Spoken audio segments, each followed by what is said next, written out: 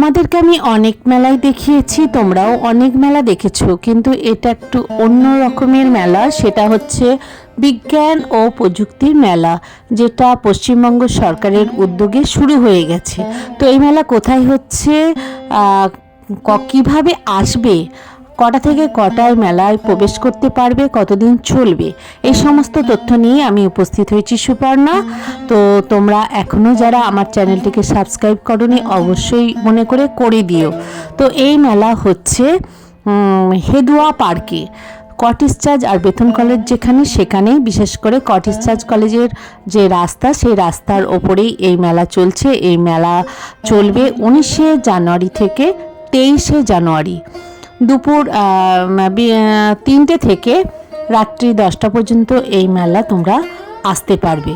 তো এই মেলায় আসতে গেলে হাওড়া থেকে যারা আসবে 219 বাসে ধরবে, আর শিয়ালদা থেকে যারা আসবে 240 বাস ধরবে, আর যারা ডানলপ থেকে আসবে 78 বাই ধরে হেদুয়া পার্কে নামলেই তোমরা এই মেলায় পৌঁছে যাবে। আর যারা মানিকতলায় নামবে তারা নিমতলাগামী অটো ধরলে তোমরা পৌঁছে যাবে এই হেদুয়া পার্কে। চলো তোমাদের আমি বেস্ট 4-5টে প্রজেক্ট দেখাই।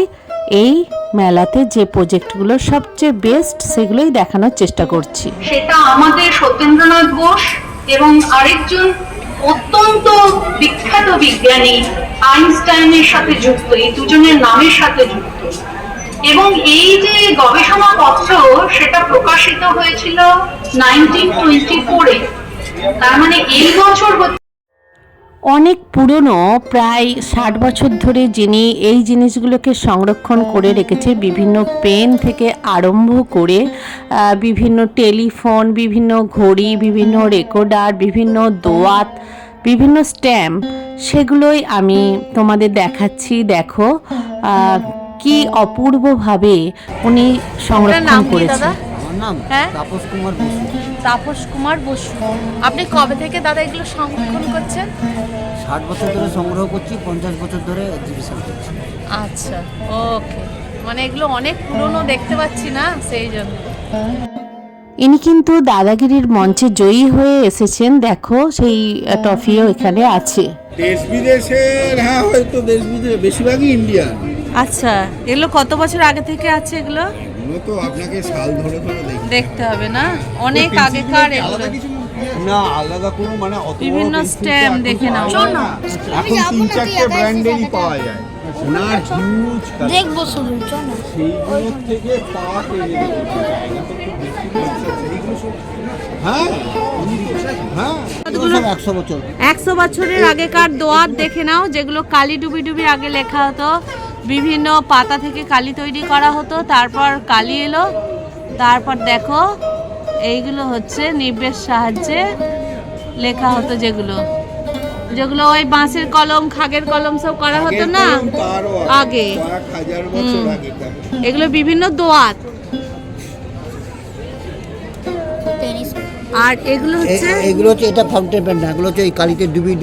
আচ্ছা আচ্ছা, এই যে দোয়াত আছে, এই যে দোয়াতে নিবের যে ওই যে নিমগুলো লাগিয়ে। আচ্ছা, তারপর এলো ফাউন্টেন পেন বা ঝর্ণা কলম। এগুলো ফাউন্টেন পেন, ওগুলো ফাউন্টেন পেন। আচ্ছা, দেশ বিদেশের বিভিন্ন ফাউন্টেন পেন। হারিয়ে যাওয়া কালিকলম প্রবন্ধটি পড়লেই বোঝা যাবে যে ওখানে বিভিন্ন কালি তৈরির পদ্ধতি থেকে আর বিভিন্ন ধরনের পেন কিভাবে কি তৈরি হলো, সেই যে ইতিহাস, এই পেন কালিকলমের যে দোয়াত দেখলেই কিন্তু অনেকটাই স্পষ্ট হয়ে উঠবে।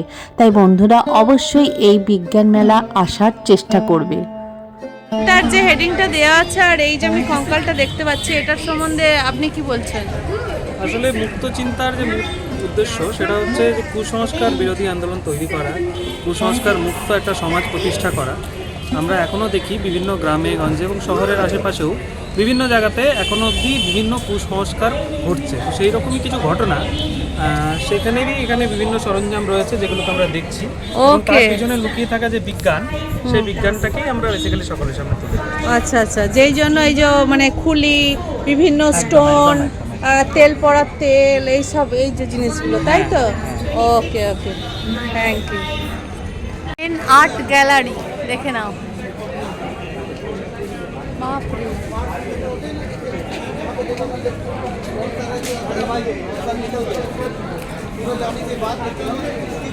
এখানে কয়েনের যে আর্ট দেখো, এটা কয়েন দিয়ে প্রথমে মনে হয় হাতি তৈরি করেছে। দেখো বিভিন্ন কয়েন দিয়ে দাদা তৈরি করছে। এখানে দেখো কয়েন দিয়ে যে বিভিন্ন আর্ট হয় সেই আর্টটাই কিন্তু এখানে দাদা তৈরি করেছে। শুধু ব্যালেন্সের মধ্য দিয়ে, দেখো কোনো আঠা না, কোনো চুম্বক না, এটা পুরো 2000 কয়েনের টাওয়ার। একটি কয়েনের ওপর দেখে নাও, এটা হচ্ছে একটা কয়েনের ওপর 2000 কয়েনের টাওয়ার। হ্যাঁ দাদা, এটা কি বানিয়েছেন একটু বলবেন? পাশেরটা ডিজাইন। ওকে। এবং যেটা ইলেকট্রিক বাইক, যেখানে এটা নেই ফোকাস ছিল এই বাইক পরিবর্তন করার আমরা মার্কেট প্রাইস থেকে কমে বানাতে পারি। এটা পুরোপুরি হ্যান্ডমেড আছে, 80% হ্যান্ডমেড, 20% আছে পুরো স্ক্র্যাপ থেকে করা আছে সব। আমরা এখান থেকে দেখতে পারি হেডলাইট আছে, তারপর আমাদের ব্যাক লাইট আছে, ব্রেক লাইটও বলা যায় এটাকে। আর তারপর এর মধ্যে মেন ফিচার আছে আমাদের, যে এটা গাড়ি যখন চলবে তখন এটা অটোমেটিকলি চার্জ হবে। এর মধ্যে 12 ভোল্টের, এখানে 12 ভোল্টের অল্টারনেটর বসানো আছে, যেটা একটা বুস্ট ভোল্টেজ দিয়ে বুস্ট করে আমরা 48 ভোল্ট কনভার্ট করছি। যেটা দিয়ে যখন গাড়ি মুভ করছে তখন অল্টারনেটর ঘুরছে, অল্টারনেটর পাওয়ার প্রডিউস করছে, তখন অল্টারনেটর দিয়ে পাওয়ার বুস্টার দিয়ে ওটা বুস্টে 48 ভোল্ট কনভার্ট হয়ে যাচ্ছে। তাই দিয়ে এটা ব্যাটারি চার্জ হতে থাকে, গাড়ি চলছে ইমোশন। এখানে আমরা দেখতে পারি একটা ডিজিটাল মিটার আছে আমাদের কাছে। এখানে যখন আমি ট্রিপ স্টার্ট করে দেবো, তো এখানে স্টার্টিং রেকর্ডিং স্টার্ট হয়ে যাবে যে আমি কোথা থেকে কোথায় অবধি গেছি।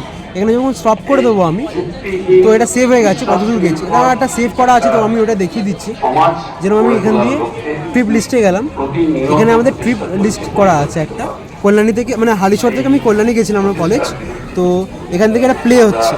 এখানে আপনি দেখতে পারবেন যে এটা মুভ করছে, এখানে স্পিড ডিফারেন্ট শো করছে, কেন কি গাড়িটা মুভ করছে। এখান থেকে আমি স্পিড বাড়িয়ে দিচ্ছি, যেহেতু এই গাড়িটা মুভ করছে, এখান থেকে স্পিড কোথায় আমি কোন জায়গায় কোথায় কত স্পিডে ছিলাম সব কিছু আমি জানতে পারবো। আর এইটা দেখাতে চাই যে আমার ব্যাটারি কতটা হিট হয়েছে কোথায়, আর কোথায় কিরকম পারফরমেন্স করেছে আমাদের ব্যাটারি। ওইটা মানে দিন মানে ভালো পারফরমেন্স করেছে ওখানে, আর রেড মানে ওখানে খারাপ পারফরমেন্স। ব্যাস। College JS college of engineering Kalyani. Kalyani. Gear system নেই আমাদের, গিয়ার নেই? না না, তাহলে স্কুটির মতো কাজ করবে। স্কুটির মতো? হ্যাঁ, ওকে। আপনি টর্ক দেবেন।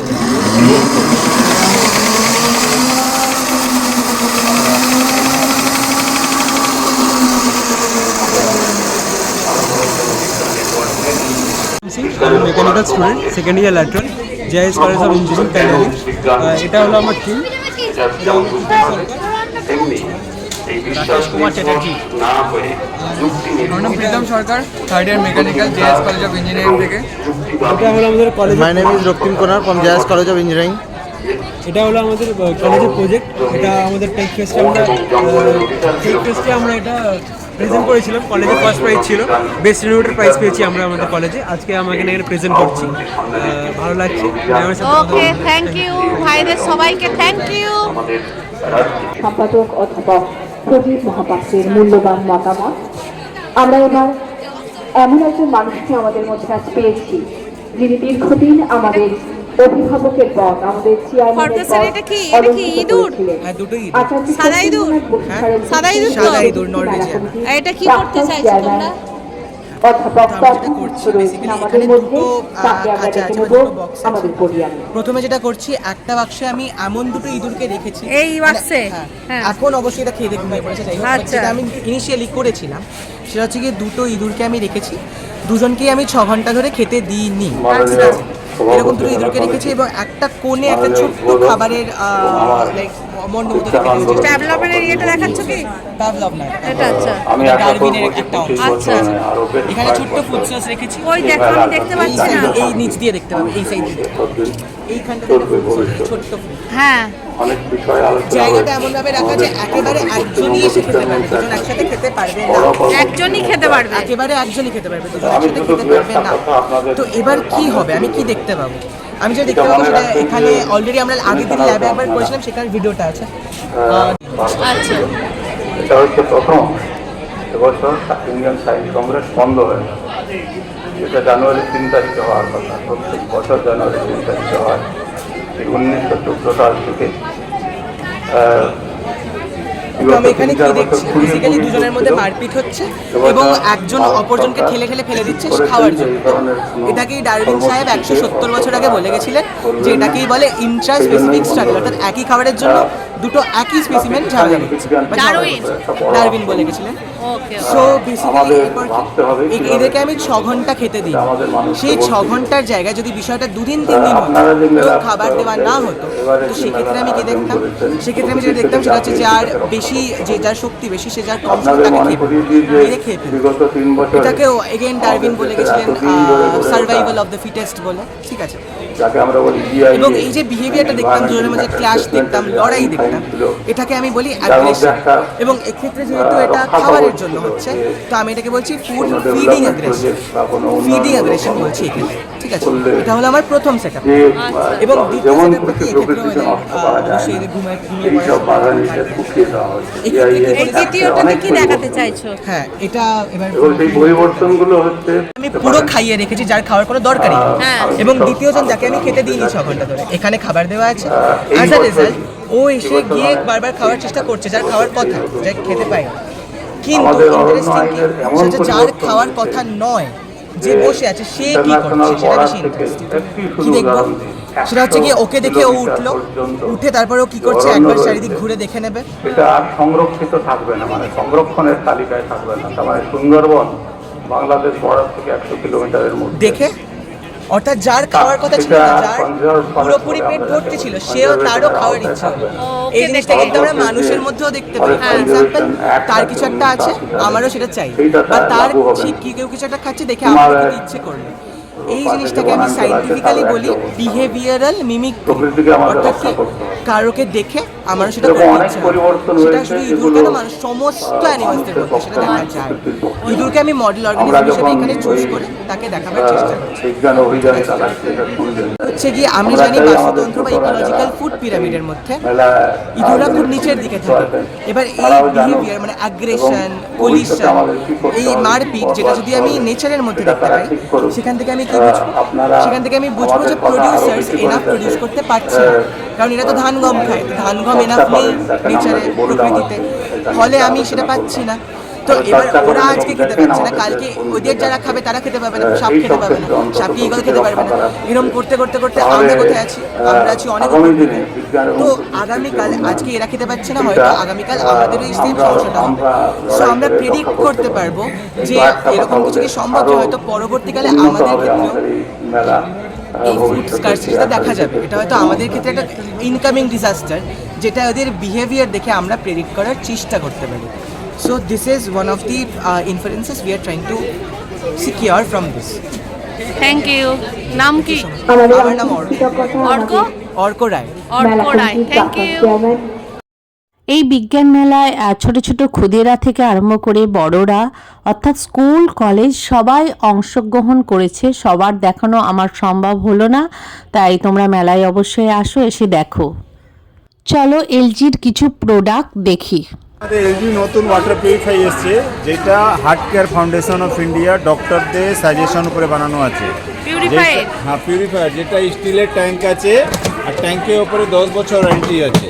আপনাকে আমি দেখাচ্ছি খুলে। এয়ার টাইট ডুয়েল প্রোটেকশন আছে, দেখুন এয়ার টাইট ডুয়েল প্রোটেকশন, স্টিলের ট্যাঙ্ক আছে। এটা ইউভি ইন ট্যাঙ্ক আছে, যেটা 6 ঘন্টা পর পর নিজে নিজে অন হয়, ব্যাকটেরিয়াগুলোকে ডিঅ্যাক্টিভেট করে, যেটা আদার্স কোনো কোম্পানিতে নেই আজ অব্দি। আর এটা ডক্টররা মিলে এটাকে সাজেশন করেছে, আর এটা হেলথ রিলেটেড আছে। এটা ভিতরে যে ফিল্টারগুলো আছে সবকটার ম্যানুফ্যাকচারিং ডেট বারকোড লাগানো আছে, যেটা কোনো কোম্পানি দেয় না। ওরা থার্ড পার্টির কাছে মাল নেয়, ওইটা কবেকার জিনিস আছে না আছে কেউ জানে না। যেহেতু এলজি ডক্টররা বলছে এটা খাওয়া জিনিস আছে, হেলথ রিলেটেড আছে, এটার উপরে একটা ম্যানুফ্যাকচারিং ডেট থাকা উচিত। কেন আমরা কোনো মেডিসিন কিনতে যাই, দুধ কিনতে যাই, ওর উপরে একটা সব কটাতে ম্যানুফ্যাকচারিং ডেট থাকে। এটাও তো আমার হেলথ রিলেটেড আছে, এটাও তো আমি সবসময় খাই জল, এইটা কেন থাকবে না? এই জন্য কোম্পানি বলছে যে আমাদের যেটা আছে 100% জেনুইন পার্টস আছে, অথরাইজ নিজস্ব কোম্পানি এটাতে ম্যানুফ্যাকচারিং আছে। তো 100% জেনুইন পার্টস আছে, প্লাস 50% ওয়াটারও সেভিং হয়।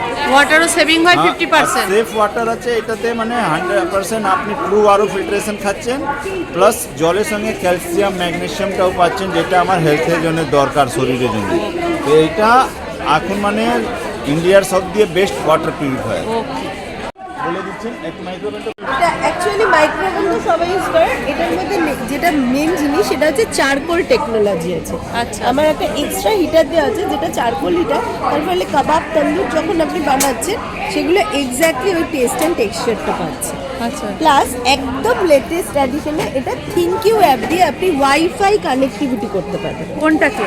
মাইক্রোওভেনটাকে ওয়াইফাই। হ্যাঁ, আপনি চাইলে ফোনের সঙ্গে এটা কানেক্ট করে দূর থেকে বসেও এটা অপারেট করতে পারবেন। তাই? দূর থেকে বসে অপারেট করা যাবে? আপনার প্রথম কানেক্টিভিটিটা সামনে থেকে হবে, যতবার আপনার মেশিনটা অন হবে ততবার আপনি ফোনটার থেকে এটা কানেক্ট করতে পারবেন। ওকে, এটা রেঞ্জ কিরকম রেখেছে? দাম? হ্যাঁ, এটা আপনার ডিসকাউন্ট দিয়ে 22,000 টাকা মতো পড়বে। 28 লিটারটা। 28 লিটারটা? হ্যাঁ, 22,000 টাকা পড়বে। ঠিক আছে, এর মধ্যে আপনি যেগুলো আরো পাচ্ছেন সেটা হচ্ছে এখানে একটা শিক থাকে যেটা অটোমেটিক রোটেট হয়। আপনি চাইলে গোটা চিকেনও এতে রোস্ট করতে পারবেন। ভেজিটেরিয়ানরা তন্দুরি বেবি পটাটো ব্রকলি সমস্ত কিছু হোল রোস্ট করা যায়, আমাকে কোনো হাত দিয়ে টার্ন করতে হচ্ছে। ওকে ওকে, থ্যাংক ইউ।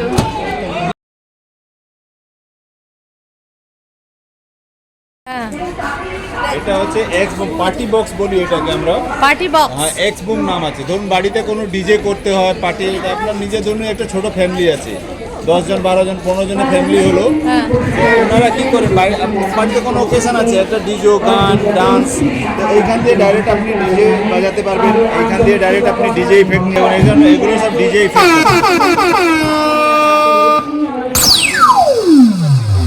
মানে ডিজের কাজ করো পুরো।